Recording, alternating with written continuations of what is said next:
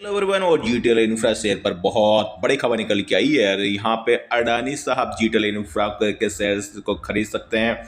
तो ये निकी सुनने में आ रहा है क्योंकि अडानी आपको पता है छोटी छोटी कंपनियों को टेक ओवर कर रहे हैं, अधिग्रहण कर रहे हैं, जो कि आपने सुना भी अभी इलेंको अमर टंकक जो पावर है उसको भी अधिग्रहण कर लिया है पावर, अडानी की पावर कंपनी ने।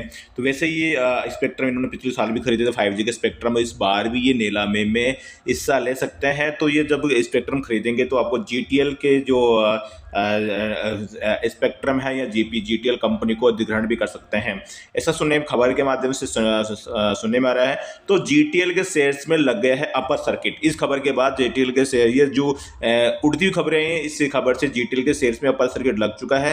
पहले भी जीटीएल के शेयर 50 पैसे से चला गया था, 2 रुपये और 60 पैसे चला गया था, वहां से गिरकर शेयर आया 2 रुपये। अब 2 रुपये से शेयर वापस अपर सर्किट यहाँ पे लग चुका है, 2 रुपये 15 पैसे शेयर का भाव हो चुका है और शेयर धीरे धीरे वापस से 2 रुपये 60 पैसे क्रॉस कर यहाँ पे टेस्ट 2 रुपये 60 पैसे को टेस्ट करता हुआ इसको क्रॉस भी करता हुआ नजर आ सकता है। चलिए एक बार पूरी खबर यहाँ पे देख लेते हैं खबर क्या है।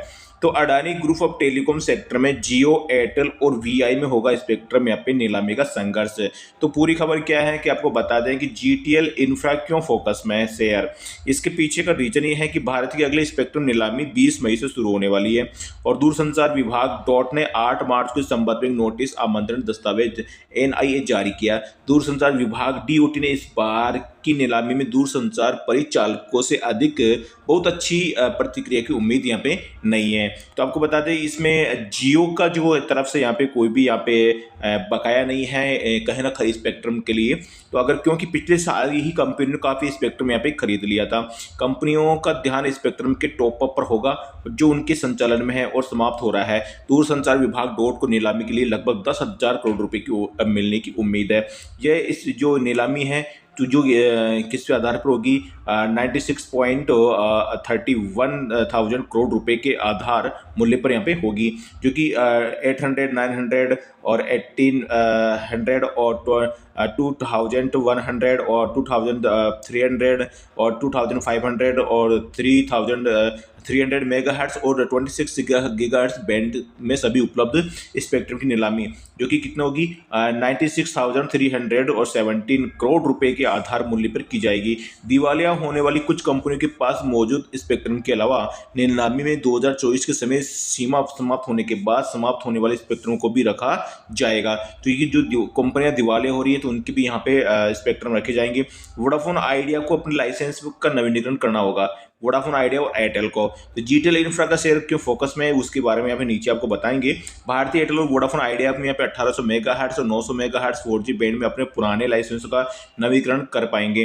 ब्रोकरेज रेफरीज के अनुसार एयरटेल को करीब 4,200 करोड़ रुपए और वोडाफोन आइडिया को करीब यहाँ पे 1950 करोड़ रुपए के स्पेक्ट्रम का नवीनीकरण करना होगा, जबकि बाजार की अग्रणी कंपनी रिलायंस जियो को इस साल कोई स्पेक्ट्रम नवीनीकरण नहीं करना होगा। क्यों नहीं करना होगा? क्योंकि जियो ने पिछली बार ही 5G के लिए 88,000 करोड़ रुपए के लगभग यहाँ पे खर्च किए थे और जो सबसे ज्यादा खर्च उन्होंने ही किए थे। और उन्होंने क्या खर्च किए थे 2022 की स्पेक्ट्रम नीलामी में 20 साल की अवधि के लिए और 72,000 और 87 यानी कि मेगाहर्ट्ज स्पेक्ट्रम की पेशकश की गई थी। जो रिलायंस जियो ने 5G स्पेक्ट्रम के लिए 88,000 और 78 करोड़ रुपए खर्च किए थे। इसके बाद एयरटेल ने खर्च किए थे 43,000 और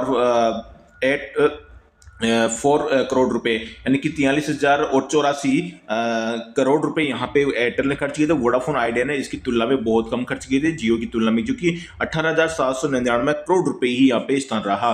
स्पेक्ट्रम कैसे और क्या काम करता है दोस्तों आपको बता दें, स्पेक्ट्रम का क्या योगदान है, जिसकी वजह से जीटीएल इंफ्रा का शेयर यहाँ पे फोकस में आ रहा है और आपको ये शेयर आपको अपर सर्किट के साथ यहाँ पे बातें करते हुए आगे कंटिन्यू रह सकता है। स्पेक्ट्रम क्या है और ये कैसे काम करता है? एयरवेस इलेक्ट्रोमैग्नेटिक स्पेक्ट्रम में रेडियो फ्रीक्वेंसी है जो दूरसंचार सहित कई सेवाओं के लिए वायरलेस तरीके से जानकारी ले जा सकती है, जो कि आपको पता ही है जो आप टेलीफोन की बातें चल रही है।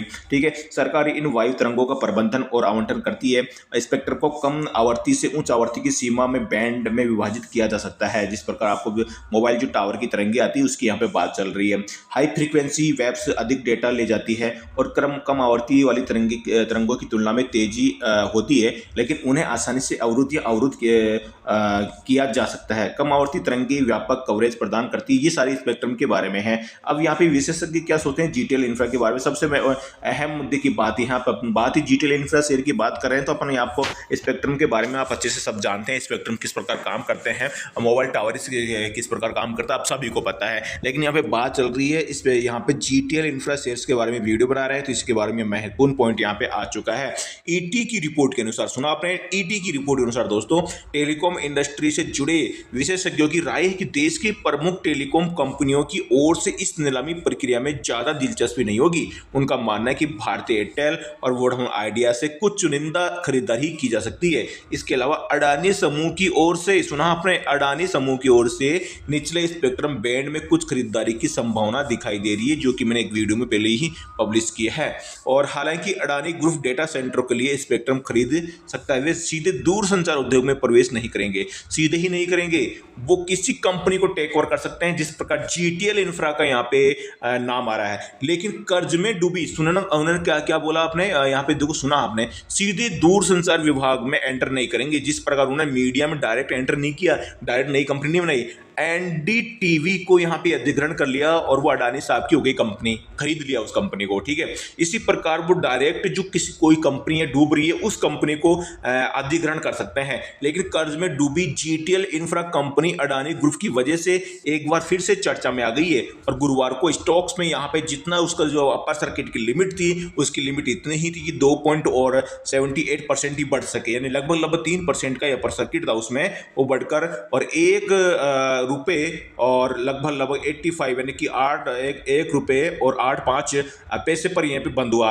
इसको राउंड फिगर में अपन कह देते हैं ₹1 और 85 पैसे पर ये बंद हुआ। तो अब ये मंडे के ट्रेडिंग सेशन में फिर से आपको अपर सर्किट ₹1.90 या ₹1.95, इसको 1.95 पैसे के आसपास ये आपको अपर सर्किट में फिर से आपको बातें हुए करता हुआ नजर आ सकता है, जब तक यहाँ पे अडानी साहब का यहाँ पे कंटिन्यू खबरों में फोकस रहेगा। अगर अडानी साहब की झोली में ये कंपनी आती है तो इस शेयर्स के दोस्तों आपको टारगेट आपको मैं लिख के देता हूँ, इस शेयर्स आपको जल्द ही ₹10 भी पार करता हुआ दिखाई देगा, क्योंकि अडानी का नाम आते ही शेयर्स में पंख लग जाते हैं। अगर आपने निवेश किया है और अडानी साहब की खबर इसमें अडानी ने अधिग्रहण कर लिया, तो इस शेयर्स आपको आने वाले दिनों में, आने वाले महीनों में, सालों में ₹10 पार करता हुआ नजर आ सकता है ये शेयर।